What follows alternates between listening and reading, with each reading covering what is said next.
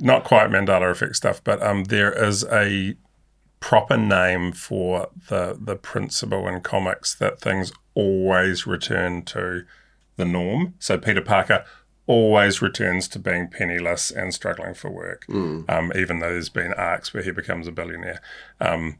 New management. Wolverine always returns back to the version of him with metal claws and stuff, even though sometimes he's lost the metal.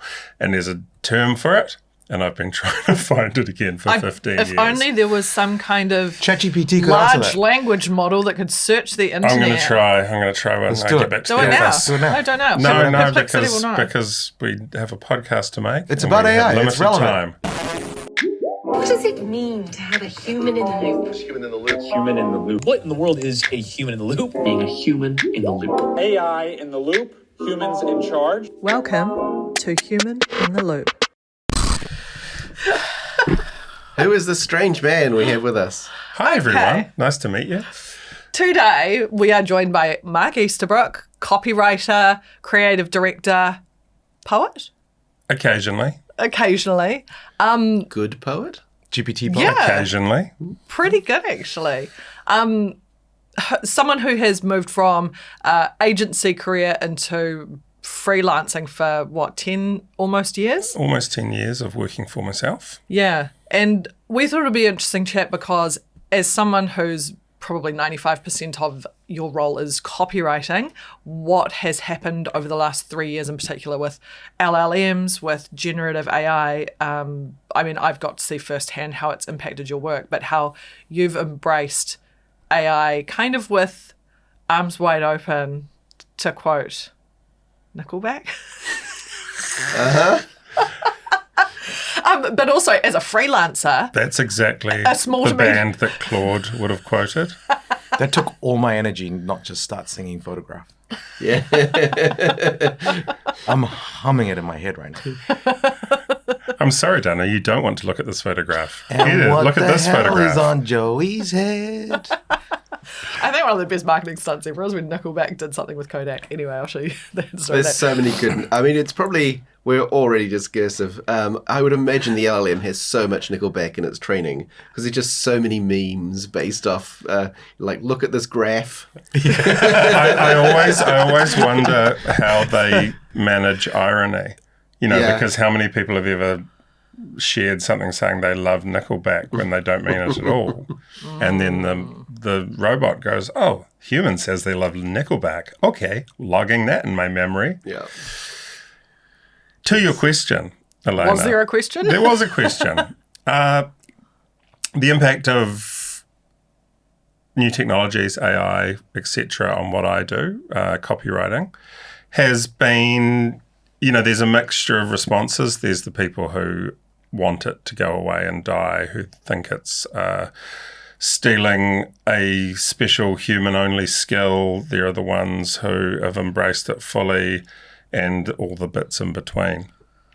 I probably sit in a space of going, here's another tool that I still retain the craft and the knowledge and the experience to be a writer who does what I do, and I have the human insight, I have the cultural insights, all those things.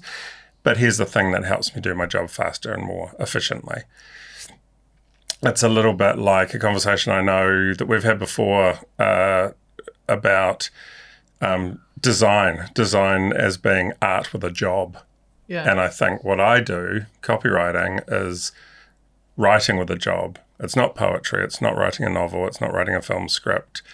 It's not art in that sense. It has a job to do. And if there's a tool that helps you do the job more effectively, then that's a good tool to be using in my mind.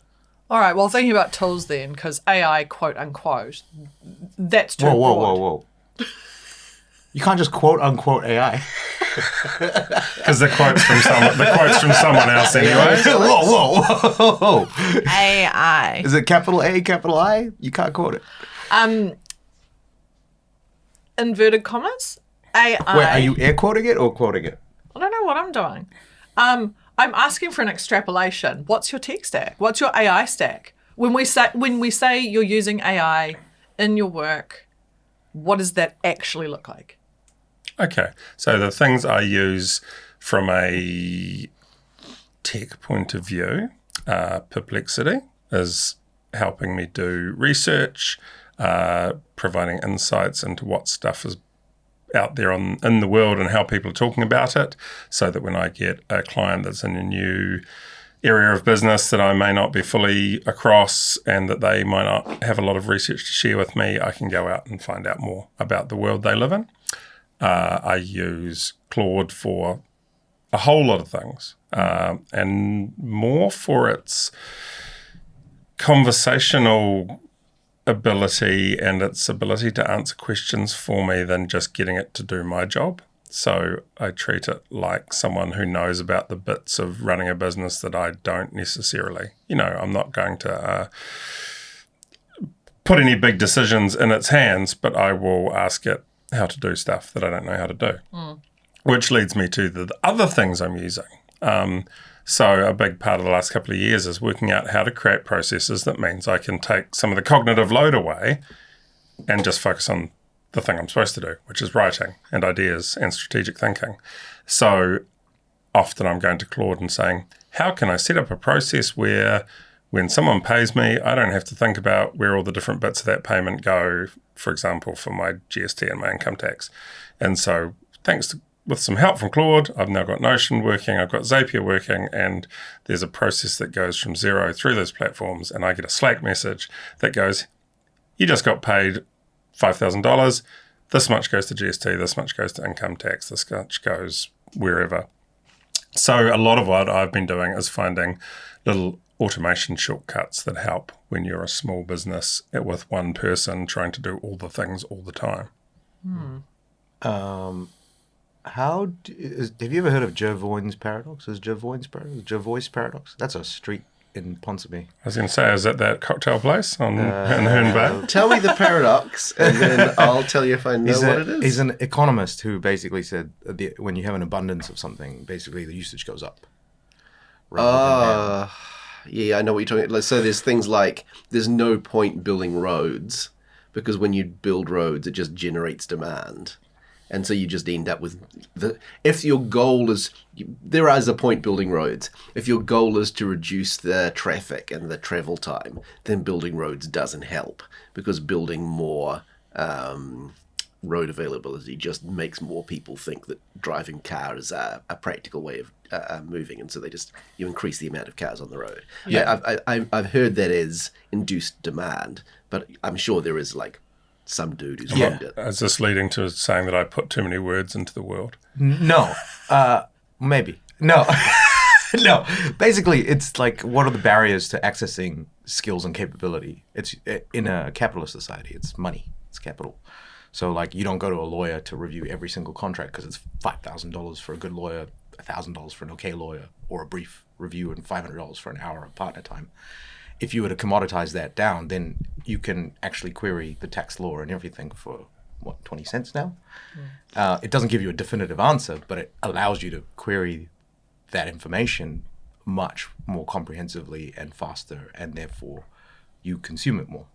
So the idea that AI is going to take lawyers' jobs may be true, but it's definitely going to drive up, it looks like it's driving up demand for legal services, which is the paradox, right? I see what you're saying. Where it relates to... There was a long road to get to the point, but I followed you and we're there. Do you find that you can service more customers, and because you're able to complete work faster, people are more willing to return? Yes, I think so. I can definitely do more work, and I can definitely do work, as I always have, that's better than what someone can do themselves, generally speaking, even though that person also has access to ChatGPT or Claude or Copilot or whatever they might be allowed to use within their painfully restrictive corporate IT infrastructure. Well, I remember having a conversation with you. Yeah, let's say LLMs burst out 3 years ago.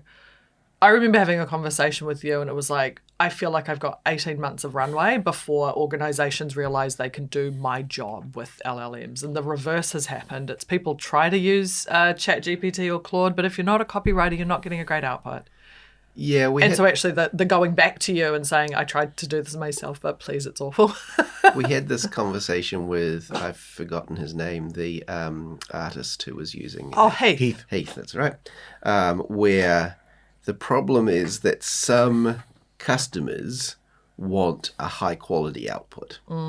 Especially, whether it's corporate art or copywriting, some customers, they want that copy to do a specific thing. And so the better the quality of that copy and the more it is to communicate or drive action or whatever it is they want the copy for, the better. And some companies just want a piece of text to fill in a space on a website that would look weird if it was empty. Yeah. And they kind of don't care about the quality at all. Yeah. Do you find that that's driving, is that dynamic affecting your market? Is it driving, because the positive version of that might be you getting more of the sort of work where they do care, and the work where they kind of don't care anyway is no longer annoying and distracting. The worst case is everyone wants that high quality, but the price is pushed down, and then they're like, I'm not going to pay you more than, $1 more than it would cost me to use Claude. Yeah, I'm finding I haven't had the kind of conversations of people going, oh, I don't want to pay that for that, when they want the good stuff, as like you were talking about. What has changed is the ability to do the other stuff, the really utilitarian stuff, in a way that's super efficient. As an example, if I jump back 5 or 6 years working with a client for the purposes of filing off the serial numbers, let's call them something that was stocked in retail outlets in various parts of the world. Have you ever filed off a serial number? Only on a firearm, never on a piece of commercial work. I've filed an IRD return. That's different, though. Wordplay. Nice. That's what they pay for, don't they?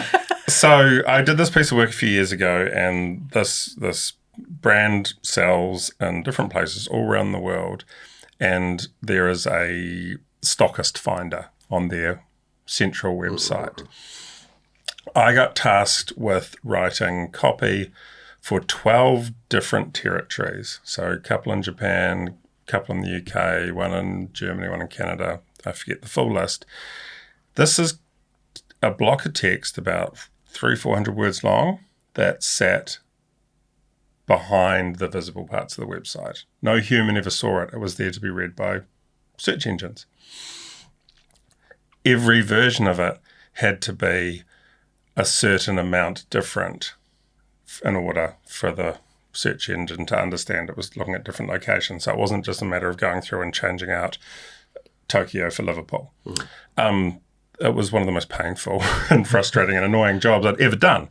Whereas now with an LLM, you would literally prompt it to rewrite this thing for these locations using these details and make sure that each version is X percentage different, and it would probably get it right on the first or second try with a bit of refinement. So doing those jobs, suddenly super efficient. So there's definitely a place for that. Was that in English? Yes. It just reminded me of an interesting diversion. Apparently, both the Greenlandic and the Scots version of Wikipedia were written by people who do not speak Greenlandic or Scots. Like the Treaty of Waitangi. Wikipedia, the modern. Yes, the Treaty of Waitangi was also written by people who didn't speak Greenlandic or Scots, I think. I'm making an assumption there. But, Or dialects of Te Reo. Or dialects of Te Reo, yeah. But,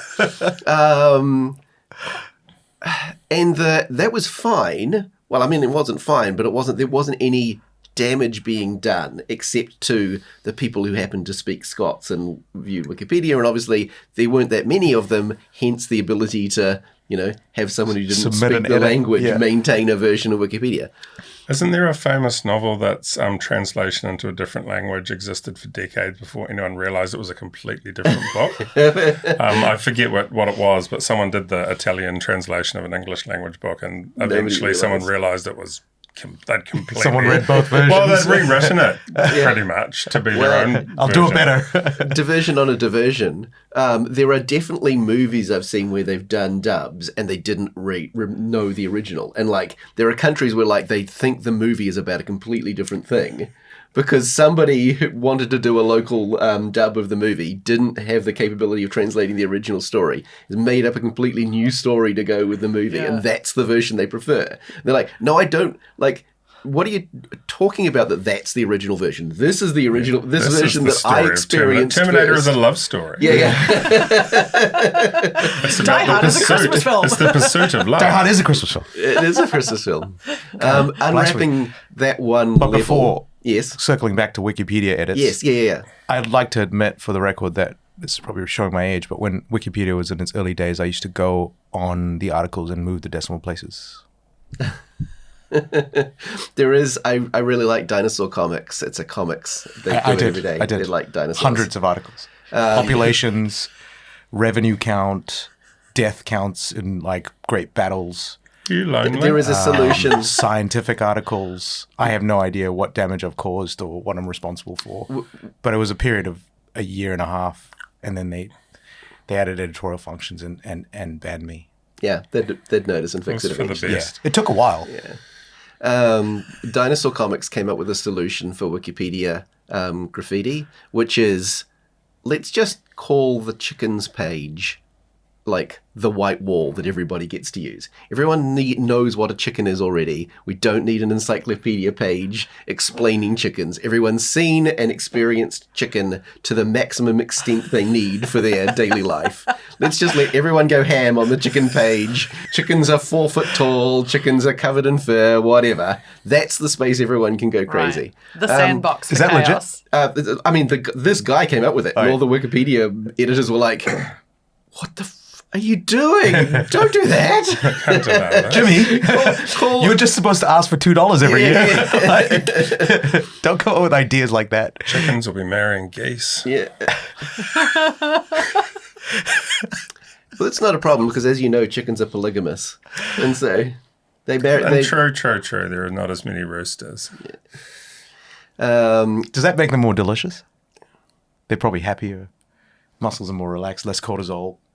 I'm not sure. I don't eat roasters. I'm going to pick up on your polygamous chickens Yeah. as a way of looping back to the topic at hand. Well, I haven't quite finished the language thing, but yes, go Okay, ahead. wait. Let him finish the language So thing. anyway, the issue is these Wikipedia things have been written in these wrong languages, and it didn't matter until LLMs started using Wikipedia as like the source of, basically the only source of knowledge for these languages. And so now this corrupted version of these languages has started to be cited as like the correct translation by AI because it's been trained on basically this bad data, and there just isn't enough good data for these uncommon languages to give the LLM enough to hook into to say, actually, this is probably nonsense and I shouldn't be training it. And so it's starting to, like, you know, AI is not a great way to maintain edge languages anyway, but it's, yeah, this piece of, up until now, relatively innocent graffiti on Wikipedia is starting to cause some long-term damage in the LLM brain. Yeah, but I mean, it's just fascinating that Wikipedia is like the global source of knowledge as well. Yeah. Like, it's just We've got no wild. better option. Yeah. Well, we went from Britannica and Encarta and stuff, which had, you know, they had commercial models attached to them. No one had a DVD, and just no one had a CD-ROM drive for Encarta anymore, though. No, I've still got. I think I found my Encarta disc. This is the second time we've talked about Encarta, but Yeah. Encarta was wild. Like I spent a lot. Yeah, of time there was in one Encarta. inside the Scouts time capsule that got opened at my kids' Scouts club recently. Yeah, it had aura. Like, you know, when you got an Encarta edition, because it was every year, and you were like, "Hey, I got Encarta '98," and it was 1997. You felt Like you'd gone into the baller. future. You were like, I I'm know cool. I've got things that 98. aren't known Yeah, yet. exactly right. I know the unknowable. Yeah, there was always that Microsoft release cycle where they would release just before Christmas the next year's version, and it was always baller to get it before it was, because it was I think it was that $100 price point, and when you were buying the next year's version, it was always $20 more. So $120 was just like, whoa, because that's like in today's terms like $200. So it was, anyway. I still Side remember quest, when there was only but, like 5 buttons on the navigation bar of like Word. Does anyone host Encarta or Britannica or? I mean, Encyclopedia Britannica Your still brain, exists, right? possibly. It's something that we'll need to look up for the loop back because I have no data. But I know that there was like a study reasonably recently of like how accurate was Encyclopedia Britannica versus Wikipedia. Encyclopedia Britannica was not great. No, it really wasn't. I mean, it was written by, the British initially, and so there was a lot of, well, they just deserved it. The Balfour Declaration was forced upon Britain. Who was I talking to recently? Was it you about like literally like, now this is us showing our age, when you used to get someone knock on the door and sell you a volume of an encyclopedia, but it was always like the letter H, and maybe your family doesn't subscribe to the rest of So the... I have an in-depth understanding of hippopotami and hippocampusi. Oh, I can tell Nothing you else. I can tell you about Haiti. That's most of the book.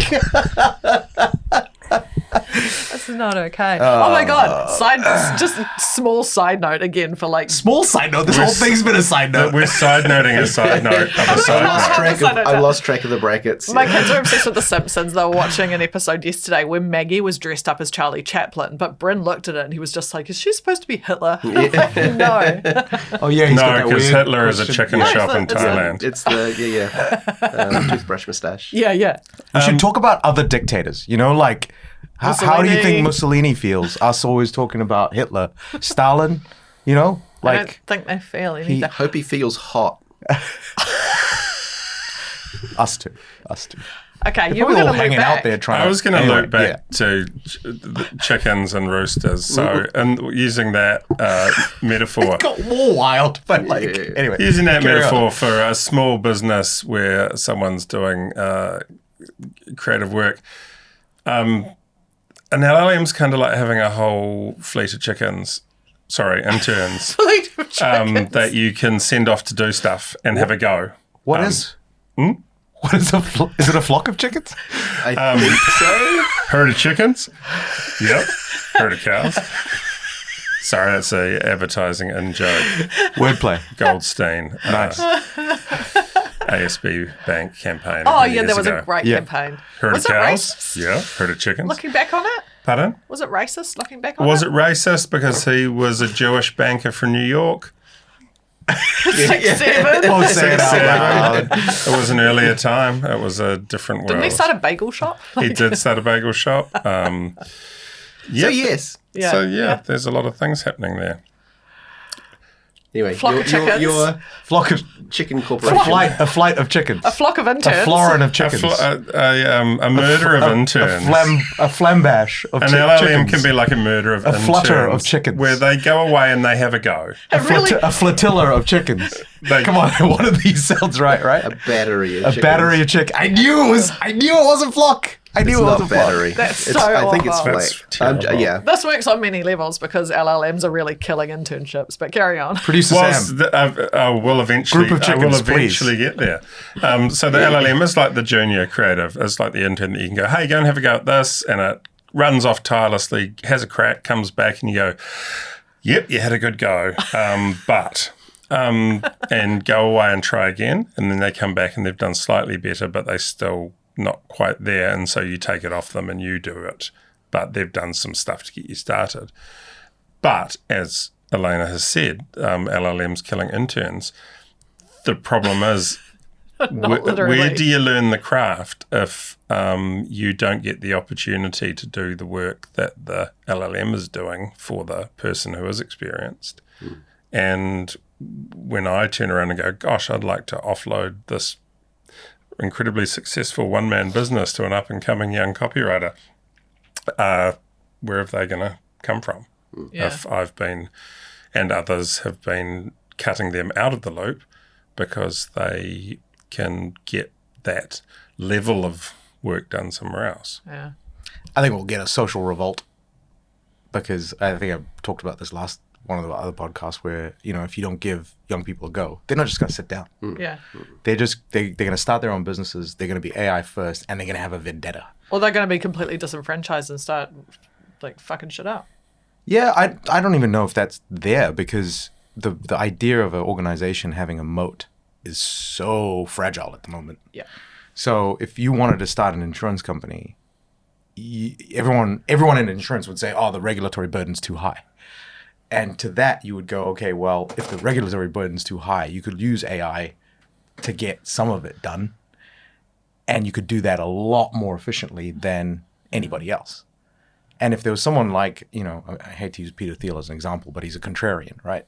And if there was someone like Peter Thiel in that sphere who's then going to go, well, actually, I'll provide you the capital required to meet the liquidity ratios to pay out policies, you're kind of in trouble because you've got an insurance company with like 20,000 employees. These kids have started off with a vendetta because you didn't give them an opportunity, potentially. Here's something that I might suggest. Young people, interns, are going to become part of a DEI strategy. As in, ensure that part of your workforce. There kind of already is that, right? Like apprenticeships, you look at the value you get from an apprentice initially. It's like, what's my job, boss? I'm here on the first day of my apprenticeship. You sweep the floor and you get the coffee. Yeah. Cool. I know I'm getting paid $1 an hour, but that feels too much money for what you're asking me to do here, right? Like initially those very entry-level jobs, they're almost negative value for the organizations providing them. The intent is that they are positive value and potentially significantly positive value over time, over the 6 months, 1 year, 2 year time scale. But the value you get for someone in the first, like even someone who's really good, the first week's worth of value you get is zero, right? Because you're doing onboarding and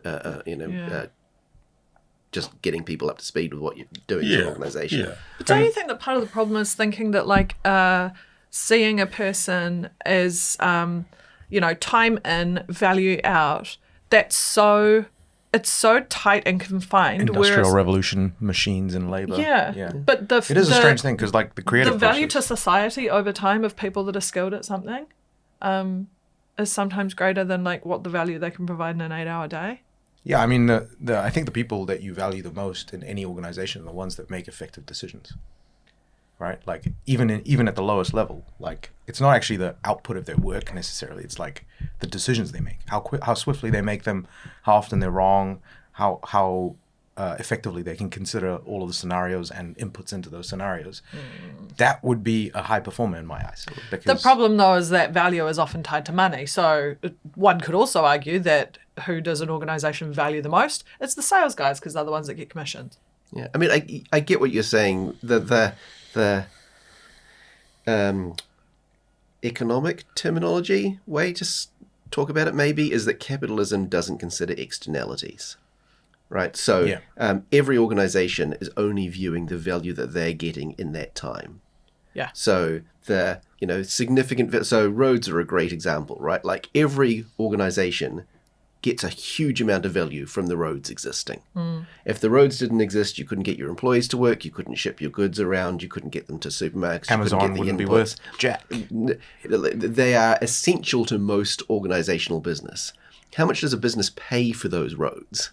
Yeah. Basically zero, right? Like sometimes, depending on your tax structure, sometimes some of your corporate tax might go to paying for those roads. But mostly, everybody who gets value from those roads is doing so without a direct connection between their decision-making or the value process. that they're extracting is completely disproportionate to the usage charges. So you pay ruck mileage, right? Yeah. But you might be transporting bullion and being paid, percentages on the delivery of it. Yeah. Which is like lungs, like organs or whatever. So it's like a high value use of the road, but you're paying the same 76 cents per kilometer. And that's a really clear example, but there's loads of examples of externalities, right? Like environmental impact and carbon is another really clear externality. All of the carbon that an organization produces, they basically don't pay for that, right? That's just, they're taking advantage of the fact the atmosphere exists and can deal with a certain amount of load. And the social fabric and the fact that we have a society that's able to support organizations is another one of those externalities that they take advantage of without particularly thinking about its construction, right? The fact that we have a police and a civil society that enforces asset ownership and is generally supportive of commerce as a thing, that's all an external value for the organization. A corporation couldn't exist if people didn't generally agree that they were a good thing that should exist and be allowed to function with money, right? And the availability of staff is another one of those things. That's sort of like a hybrid, because then you get like, yes, corporations will often think about it a bit because there just isn't enough of an external pool that they could take advantage of. But guaranteed, if there was an external pool, corporations would be like, cool, someone else has sorted that from me. I'm just able to extract value as I need. Yeah, the other side of the coin is like, when we're training machine learning models and stuff, I still use linear algebra and calculus quite a bit in day-to-day. And I know... Same. And... Can't get enough of it. Yeah, the old dy dx. But like, I don't necessarily go into the... I don't know how Newton and Fourier, was it Fourier? I think the other guy, the French guy, came up with the foundational math behind calculus. But once it's explained to me, I'm like, I understand it. But if you were to tell me, hey, go prove the derivative is the gradient, I'd be like, no. I am just going to go chill and do something else because I don't know how to do that. Yeah. Like, so there's another part of me that goes, every time you elevate the base access to knowledge, the requirement to understand it is different to the requirement to rebuild it. And every time we do that, you move to a different level of invention and creativity because your problem space, like if you just think about all of the durable social contracts that we have that lead us to, like even this, like ISO standards that mean that what are those Canon cameras can be mounted to like some random thing that came, like there's all of these durable contracts that have existed in society. It's great that you point to those, because I happen to specifically know that's just, there's 5 or 6 competing standards, and it's But still, right? Like the entire point is there's only 5. It's not that there's, but also, there's just so many durable contracts in society that allows, like, how useful would a cell phone be without any of the cell infrastructure? Yeah. It's not Apple who put down the cell infrastructure. Like there's all of these layers that allow you to create the next thing. Is AI going to do that? And are we a little bit too concerned about the resilience of young people? Because most of the young people that we've hired or like to hire, they kick ass, man. Like they but you're talking about just kick a ass. couple of people in a But it's always been like that. A sea of people. It's always been like that. There's I don't know. always when we you're doing a university thing at the moment. Yeah, I'm doing some teaching, university level teaching of advertising students and media students. And, I do look at them and go, ooh, who's going to give you the chance to upskill from where you're at? But by the same token, they're super eager to learn, and they're even more cynical than I am about a lot of stuff, which I love. Are they using AI? This is the interesting thing. As someone who doesn't sort of full-time work within the academic space but is interloping there at the moment, that's the big conversation in tertiary education of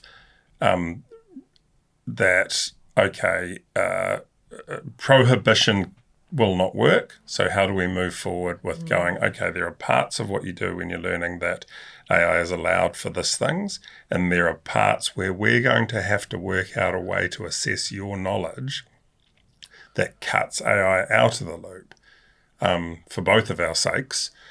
So is that a return to verbal examinations? I'm no expert, but I've just read a few of the things floating around the intranet when I've been trying to find my way to the class plan for the day.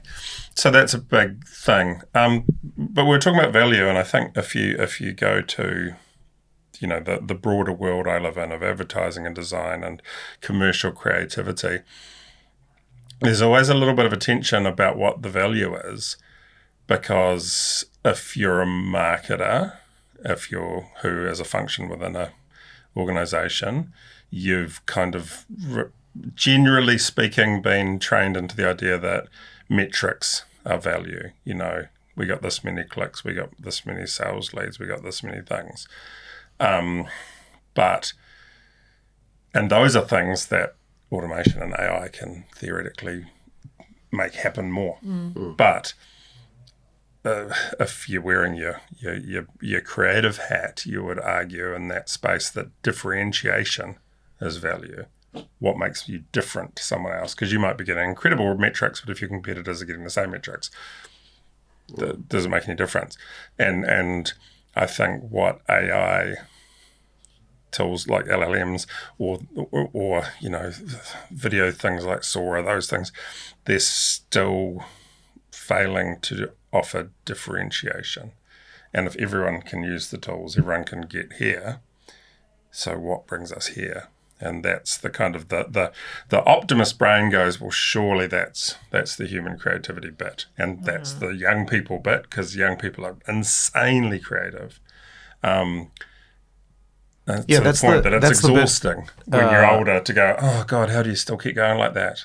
But yeah, it's so things come in and out of society for various reasons, and the whole tulip craze, and there's multiple examples with pineapples. We've talked about We've pineapples. talked about like- pineapples. Six. but Why like- is 6 a thing right we now? didn't all need to start laboriously making coffee using Chemex drip business a few years ago, but that became a very popular thing with a lot of people because it wasn't about the outcome so much as the process and the experience. And again, when you go back to creative world, the value people often bring into it, in my opinion, is the human interaction. So like the moment of taking a script I've written and sitting with a film director and going, how do you see this? And they bring something that you hadn't thought of and something that's elevated. And then you get on set and the director of photography goes, oh, and if we framed it like this, and they bring something. And there's always things that are sort of intangible and unlikely in those interactions that bring them. It's the most cliched thing, but it's the cracks that let the light through. Leonard Cohen quote. Yeah. I made a TV ad for a charity many years ago, interviewing one of their celebrity spokespeople, and in one of the takes, she almost cracks and starts crying, and the client was reluctant to use that take, but we went, but it does something when you watch it that the polished one doesn't, and the person in question was happy to have it used, and it just made it so much more effective that you could feel that emotion. Yeah, there's a scene in Wolf of Wall Street where DiCaprio's had the Quaalude and he's making his way to the Countach, the white Countach, and he stumbles onto the ground, and before the scene, they practiced it, but the Countach wasn't there. And then when they actually parked the car, DiCaprio ended up on the ground facing the wrong way and didn't realize a Countach had wing sliding doors. So they got it on the first take, but he tried to open the door using his foot, and he tried to pull it, and it popped, and the thing went up, and his foot gets dragged. It's a classic scene because he's absolutely stoned out of his mind, and the door goes up, and his leg goes up, and he's just like rolling his way into this Countach for the first time because he just didn't know that the car had wing doors. He thought they were just going to open out, so he just used his leg to try and like pull the thing, and it's just magnificent. And you're just like, and Martin Scorsese, when you watch it, he's like, hilarious. Didn't plan it, couldn't have planned it. Like it just happened in the moment, and it came out of a mistake. LLMs make mistakes, but they're very rarely beautiful mistakes. They are awkward mistakes or embarrassing mistakes, or we need to go and have a meeting now because the client's really annoyed mistakes. As I may have encountered on my journey. Do you think that it will drive more extremism in advertising? Because it's talking about that differentiation, right? Like it used to be the differentiation was it didn't exist or it existed because LLMs weren't available, right? So, but I'm thinking about like content on the web. If you wanted content to exist, if you wanted to spam, it was either complete nonsense garbage or somebody had to go and write it. And so it was really easy to see that differentiation. It was really easy to pick up where the genuine organization was and where the fake fisher was, because it was just... there are advertising standards that have to be upheld legally. If I've taken your question the right way, I think there's a lot of people out there desperately trying to build the tools to replicate what's been done before. So something like Sora, as an example, or those sort of video tools, it's trying to replicate what can be made already, just in a more laborious way.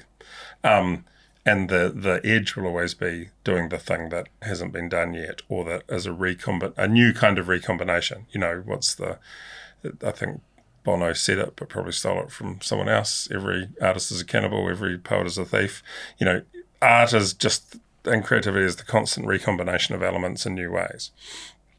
And if on one side in the sort of advertising world is could we make the things we've always made much more cheaply because of these tools?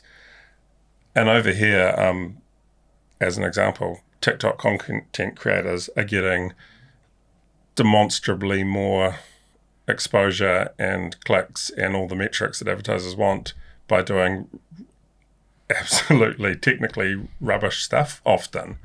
So there's like conversations that miss each other because someone's going, yeah, we could make the ad that used to cost $1 million with 4 prompts and a intern in 8 hours. And it's like, yeah. Cool, but over here you've got this influencer doing a dumb dance and saying something like 6'7" and getting all the clicks you've ever dreamed of in your wildest dreams. It's a cost out mentality that I really don't agree with. Like, that efficiency needs to be leveraged for growth. Yeah, it wasn't so much the efficiency thing. It's just like, I don't know anything about wine. You gave me 3 different wines and told me one of these is a $200 wine and 2 of them are $10 wines. And I'd say, cool, I can't tell the difference, right? Like, I don't have enough information to, like, obviously one of those is better in theory, assuming wine is a real thing, which, there's some evidence to say maybe some of it's made up, but assuming it's a real thing, there is like a genuine craft that went into that $200 one that didn't go into the $10 one. Yeah. And I can't pick that up at all. Yeah. I mean, you could say that about everything, right? Like, there are websites where a person using it won't realize the difference in code. Yeah. Exactly, but it didn't used to be that you could make that $10 wine for $10. It used to be it was the $200 wine or nothing because it was that you had to have skill in order to be able to perform the craft. And if you had skill, you'd probably do it at the high value end, because why wouldn't you? You make more money making the $200 wine than the 10, with your own limits. I mean, for the record, wine doesn't make any money, but I get what you mean in other areas. And so same thing with advertising, right? Like, you'll say, this is a really, compelling, convincing piece of advertising, and this is AI slop, right? The difference there is much smaller. And so, yes, people who are experienced might be able to look at them and say, that's, clearly a human has been involved in that. I can see the craft. Yeah. But from an external point of view, the ability to make that differentiator is lower. And so you have to have a bigger gap in order for people to tell that the craft is there. Can I give you an example I saw the other day? Is it the 3 real estate agents done as a ChatGPT cartoon on the back of a bus? No, but I actually love that. Have you seen it around our area? Oh, I love it. Because it's so obviously AI, but it's funny. Anyway, it's not that. You were saying, are we going to see extremism in advertising? When you take large organizations that have big marketing budgets and they have the money and desire to work with craftspeople, I don't think that's going to go away. There's this other weird niche, which is, and I think it's going to be a hard learning curve for people who purchase based on these, is these weird kind of cut together videos of a whole lot of disparate scenes to create a story that doesn't exist. And one that's been done a lot with the same kind of chop up of things is, starts off with a woman crying, and it's like the text super will say something like, my granddad is trying to get his business going, save my grandma, and then it cuts to a video of a old man looking sad in his workshop, and then it cuts to, please buy the lamps he's making, or the whatever it is. And it's someone drop shipping ship from Temu or whatever, but they're working hard and they are everywhere on social media. So there is going to be a period of time where people are just buying this trash from AI slop, because now there are creators that have the ability to pull together a story that would only have ever been done if you had video editing skills and narrative telling skills. But they're kind of, bless you. The flip side of that, when I think about the ability to remix visual and language the way that we've never been able to before, is I'm sure that there were conversations in the 80s when people started sampling music, or the late 70s. Hip-hop started sampling, pulling into soul, pulling in jazz, and there would have been people going, this is shit, you're stealing, this is theft, da-da-da. And now we know that there's an entire music genre that would be nowhere without sampling. So there's wonderful things that I think can come out of this remixing, especially with language and videos.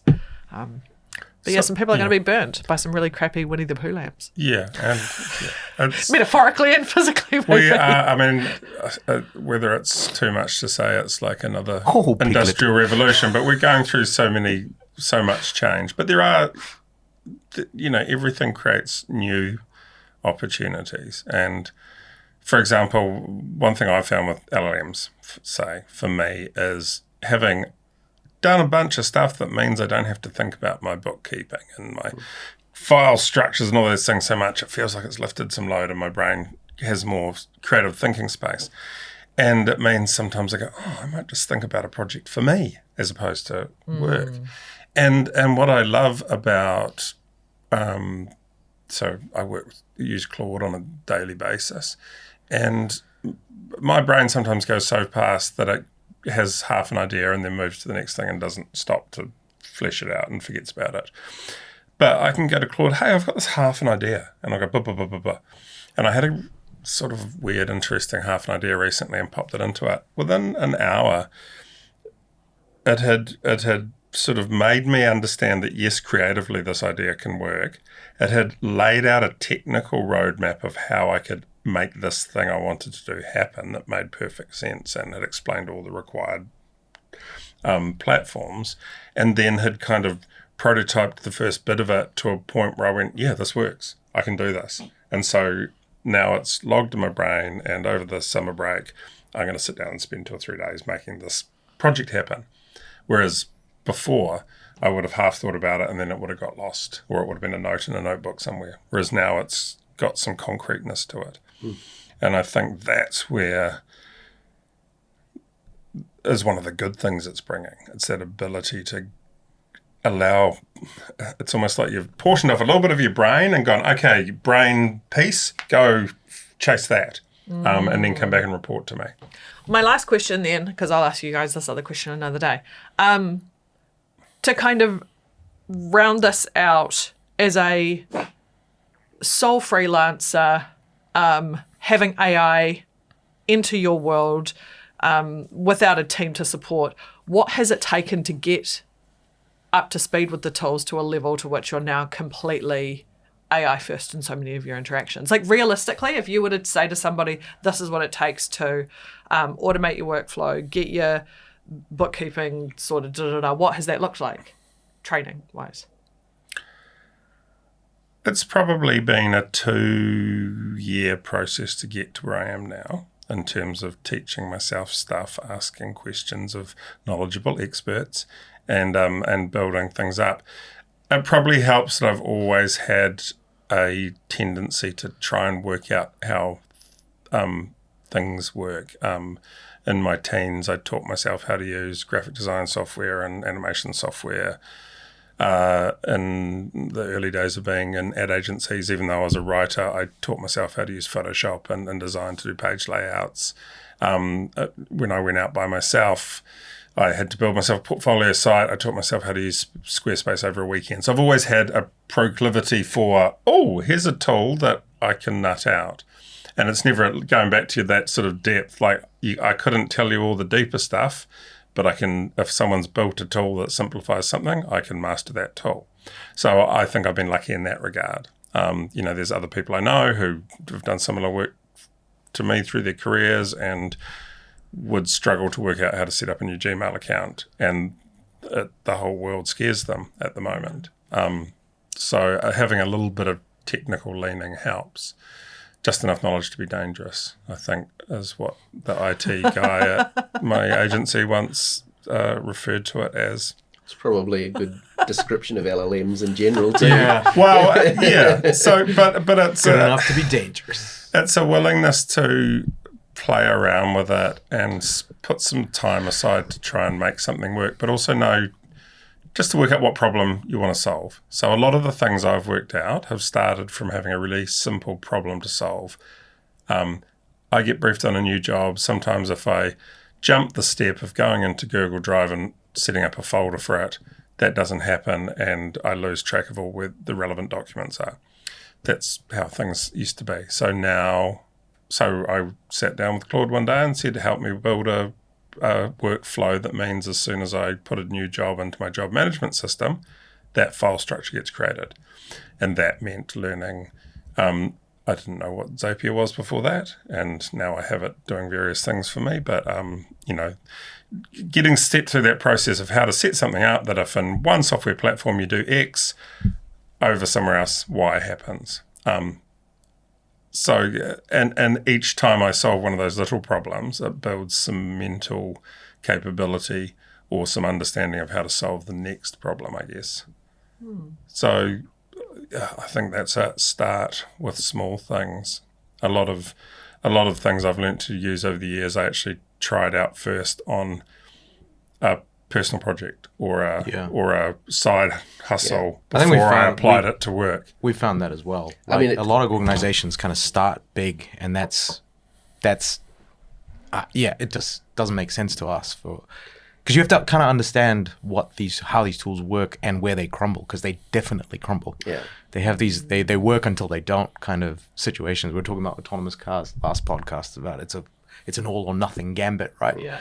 I think it's like just learning anything generally, whether it's AI or not, right? You want something that is interesting to you and has some value so that you keep going through it, because if it's, just working through tutorials that have no value, your self-motivation is lower, but is not critical to your organization, or it's something that's not that you're not going to end up having this huge cost if it doesn't work out the way you expect it to. Yeah. And so it's that sweet spot. I love it because it's super nerdy. There's a thing in teaching called the zone of proximal development. And it's you can't have any... I went there once. Yeah. Lovely beaches. You want something that is not... You don't want anything that's too easy, because you don't learn anything if it's too easy. It's just the same stuff you're already doing. But if you get something that's too hard, they just immediately get stuck and make no progress. So you want something that's just on the border of what they're capable of doing so that they keep developing new skills. And something similar to that, like the zone of proximal value, where it's like it's something which is valuable to you, but not so critical that it can't go wrong. Andrew Karpathy has big blog post about, for those that don't know, he was the head of autonomous driving at Tesla for like 7 years or 8 years, Stanford grad, moved to OpenAI, built the first foundations for GPT-1 through to 3, disagreed with Altman on ethics and left, and he started his own thing. So good dude, as far as we can tell. But like his context engineering post, which is basically like the evolution of prompt engineering, is providing enough context to LLMs so that they can do a job that would be up to your standards. He specifically talks about there's a couple of key traits that you should be giving LLMs, which is low cost of failure is his number one thing. So basically a mistake that isn't going to cost someone's life or cause a huge amount of financial damage. Repetitive task. So and he calls them closed tasks, where they don't need a huge amount of external context. They don't need context from the previous iteration of the task. They don't need context from another copy of the task running somewhere else. He kind of defines them as simple tasks, and he's like, that's where you should start with LLMs, the current generation. This post is probably 6-7 months old tops. So he's talking about GPT-5. He's talking about all of the latest advances in LLMs, and he's still saying this is the category of tasks that you should start in every organization, and the guy knows what he's talking about as well. Yeah. I'm going to dig that out and link it in the show notes. We're at time here. Someone will ask you one last question. From your blank question card. Fake. Not a single question. She knows everything in my mind. Yes. It's invisible ink. For a copywriter who is nervous that LLMs are coming for their job and they're too scared to start, what's your recommendation? I think, like it has always been for copywriters, when you were 5, you sat down in class and you wrote Elena, and I saw a dog, and your teacher came over and said, well done. And we all had that experience. And so deep in our mind, we all think we're quite good. It was weird that I was writing your name. Yeah, I also found that weird. For 30 years. And you hadn't seen a dog. And at that point, you hadn't seen a dog. Yeah. That's not how you spell explicit in my examples. But we're all told early on that we're all praised for writing. But the reality is we become adults, and some of us aren't good at it, and some of us are. And there will always be a need for people who can write better, to help you tell your story better, to sell it more clearly, to say it in a way that's differentiated. And LLMs are the ultimate aggregator. They will continually be the average of everything. So that's where a human copywriter has to aim to be far above average to bring something that doesn't get delivered. And it's the way it's always been. If you go into different mediums, there was, if you look at animation, once upon a time, to be an amazing animator, you had to be able to hand draw every single cell. That's not how it works anymore. It didn't mean that animators went away. It means they became able to express through movement and color and all those, and timing, stuff that always had been expressed through movement and color and timing, but they were just using new tools. And the things that a skilled writer knows how to bring into the world and do and hit those rhythms and those twists and that weird flex of a word that shouldn't make sense but absolutely makes sense to our human brains. That's always going to be, because it's those random jumps, it's those illogical jumps from point to point that are human brains good at doing, that I think we're still a long way off our robot friends being able to do. Yeah. And maybe one day they will, and it'll be sad, but it's a while away. We're a long time. Pattern matching algorithms. I'm trying to think of a new site. I'm trying to wrap you up because you're the one with the meeting in 4 minutes. Rambling. Yeah. LLMs don't ramble.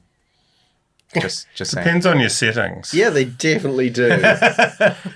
We went through this with your Claude recently. You were getting tired of how elliptical its way of speaking to you was. Yeah. And so we changed its instructions and it started giving really sharp, clear, concise. Can I tell you, here's a little tip for you viewers at home, something that you did and then advised me to do, and I thought it was fascinating. Loaded my Claude setting with my disc profile. And so now it knows the way in which it needs to speak to me to get the best out of me, with a little set of instructions, like if I ask you a question in a certain way, please just give me the answer and give it to me in these kind of steps based on my way of understanding. Don't give me 10 questions in a row. You'll fry my brain. Okay, weird side quest. Have you guys heard of Replica with a K? It's the chatbot that duplicates you when you're dead. Oh, no, that's not the one I know. You were thinking of the fake weird girlfriend fake thing that you girlfriend get served thing. ads for. Yeah. Oh, maybe that is Maybe the same she's one. dead. Maybe they put, that's got weirder somehow. Yeah, I'd like to introduce you to my AI boyfriend. He's me. We get on really well. Close up on that face. Close up on that face when he says that. I'm going to cut us there. We have 3 minutes. Side quest time. Death and robotics. Love and robots. Shit's getting It's a weird. good show. Yeah. Because It's Black Mirror. You've seen the episode where she Well- brings her boyfriend back to life? it's super unclear. So there's some new research from Anthropic where they did this thing because they have access to the network weights. So they run experimentation and they inject context so that while the neural network is back propagating, they can insert values into the neural network to change the response. Okay. So what they can do, because the way that the neural network works is basically spits out a whole bunch of numbers, which draws a line between points, and then whatever words are kind of close to that point is the next word that gets spat out. Yeah. That's roughly how they work, right? So what they do is basically, as the neural network's figuring out that line, they insert numbers to change the direction of that line, to change the space of words that it's correlating to. And they ask it like these prompts with no injection and with injection. Something. Give me the first word you think of. Do not evaluate the prompt. And the prompt is something like the quick brown fox or something. And then the next word is bread. Like it makes no sense. Oh, actually, it was a reference about a painting, and the next word was bread, and it made no sense. And then they did prompt injection, and basically got it to spit out the right word or a word that made more sense by changing where it was considering comprehension. And then they asked it why, and the thing, the darn of it thing was basically in both instances, it wasn't able to explain clearly why it had done that, and it confused itself. I mean, that's something that I a know how lot that of feels. people misunderstand about AI, right? Like you'll often see people like it'll give a result, and then people will say, "Why did you give me that result? Can you figure out why you gave me that result, and can you change your instructions to give me a different result?" They will tell you that they have done that, but they are completely making it up after the fact. Right. And if you had something for breakfast, and afterwards they came to you and said, "Why did you choose to have that for breakfast?" Right? You might be able to think of it, you might not be able to, right? But if I forced you to give me a reason, you'd always come up with a reasonable sounding reason, right? Like that Some was kind the of one I thought of. It was post-rationalization. post-rationalization Yeah. stuff. AI don't know how they work, right? Nobody really knows the internal cause of AI. But AI has no ability to introspect itself. There's no connection within the operation of an AI that lets it look back at its previous internal state and say, I can interpret my internal state. Yeah. And so Yeah, and but the research highlighted that they've got a real Schrodinger's cat situation where 10:30 when right now. when they observe, yeah. they don't know whether or not it knows. Yeah, or not. yeah, yeah, exactly. Yeah. And so when you talk about dead people and chats and stuff, if you program an LLM on your chats and you die, is your consciousness inside that LLM or not?